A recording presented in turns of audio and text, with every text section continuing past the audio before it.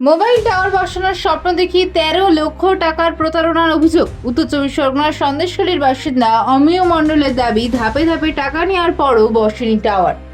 থানায় ও সাইবার ক্রাইমে অভিযোগ জানিয়েও এখনো মেলেনি সমাধান। অভিযুক্তদের দ্রুত গ্রেফতার ও নিরপেক্ষ তদন্তের দাবি জানিয়েছেন তিনি। এবং পুরো 13 লাখ টাকা আমাকে কাছ থেকে ওরা পরপর মানে কিস্তিতে এই তোমার টাওয়ার ঢোকাচ্ছে, এই তোমার টাকা ঢুকিয়ে যাচ্ছে, এই বলে বলে আমার কাছ থেকে পরপর এরকম করে পুরো 13 লাখ টাকা আমার কাছ থেকে সব নিয়ে নিয়েছে।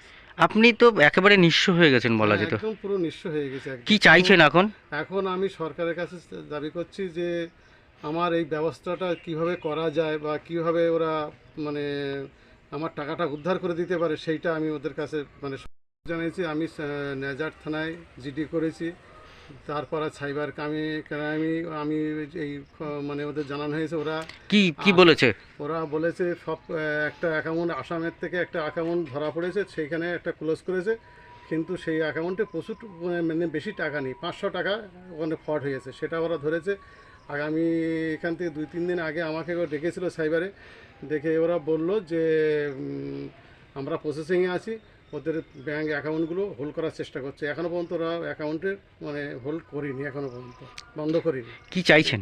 আমি চাইছি প্রশাসনের কাছে আমার এই টাকাটা কিভাবে উদ্ধার করা যায় বা কিভাবে মানে এই টাওয়ারের এই ব্যাপারটা, ফ্রডের ব্যাপারটা কিভাবে ওদের সঙ্গে আলোচনা করে যদি বা আমার এইটা ব্যবস্থা করে দিতে পারে, সেইটা আমার খুব সুবিধা হয়। আপনার নাম কি রয়েছে? আমার নাম অমিয় মণ্ডল। ব্যাস।